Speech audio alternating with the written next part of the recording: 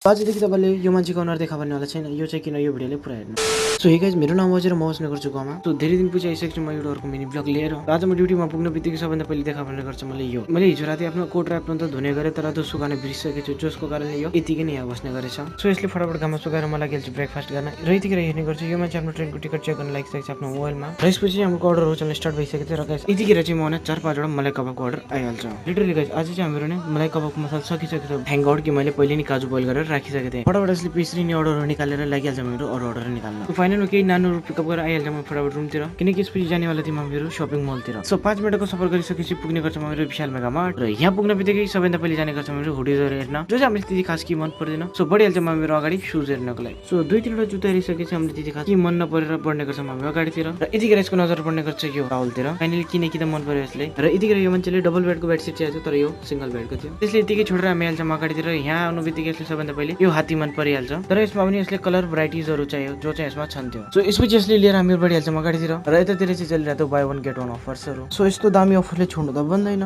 So यसपछि सामानहरू बास्केटमा भरेर लागिहाल्छ हाम्रो हुडिजहरू हेर्न।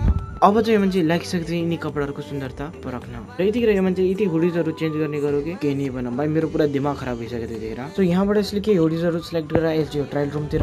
र सोध्न लाग्छ भाइ कुन चाहिँ म लगाऊँ भनेर। सो यसपछि एउटा हुडिजले फाइनल गरेर आइहाल्छ मेरो जुत्ताहरू चेक गर्न। र लागिहाल्छ अघि यो मान्छे जुत्ताले चुज गर्न। र म गर्न लागिहाल्छु यो क्यापलाई ट्राई। बाइ द वे कस्तो लागिरहेको छ म। सो यो मान्छे जुत्ता मन परोस् या नपरोस्, तर मलाई चाहिँ यदि जुत्ता मन परिसकेको छ सो म यसले आज किन्नेवाला छु। सो यसपछि बिलिङ गराएर यी सामानले ब्यागमा हालेर हामी लागिहाल्छौँ रुमतिर। बाइ द वे अहिले चाहिँ हाम्रो पैदल जानेवाला छौँ, किनकि सपिङ गर्दा गर्दै हाम्रो सबै पैसा खतम भइसकेको छ। फटाफट रुममा पुगेर ब्यागले छोडेर हामी लागिहाल्छौँ ड्युटीमा, किनकि ड्युटीको लागि आज हामी अलरेडी धेरै ढिला भइसकेको छ। सो यहाँ पुग्ने बित्तिकै हाम्रो अर्डर चल्न स्टार्ट भइहाल्छन्। र यतिखेर चाहिँ आइहाल्छ मलाई 4-5 वटा नानको अर्डर। सो यसपछि नि अर्डरहरू सकेर खानापिना खाएर लागिहाल्छ हामी रुमतिर। र यो मान्छे चाहिँ म अलि पहिले आइसकेको थियो। र यहाँ आएर हेर्ने गर्छु यो यतिखेर यो मान्छे चाहिँ लागिसकेको छ आफ्नो ब्याग्सहरू प्याक गर्न, बिकज यो मान्छे भुल्यान गइरहेको छ। अबदेखि यो मान्छे यो ब्लगमा देखा पर्नेवाला छैन।